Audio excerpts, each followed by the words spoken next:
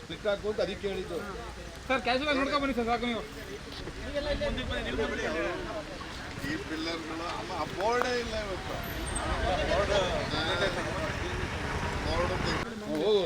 stick ಹಾಕು ಅಂತ ಅದಕ್ಕೆ ಹೇಳಿದ್ದು ಸರ್ ಕ್ಯಾಶುವಲ್ ನೋಡ್ಕೊಂಡು ಬನ್ನಿ ಸರ್ ಸಾಕು ನೀವು ಈ ಪಿಲ್ಲರ್ಗಳು ಆ ಬೋರ್ಡೇ ಇಲ್ಲ ಇವತ್ತು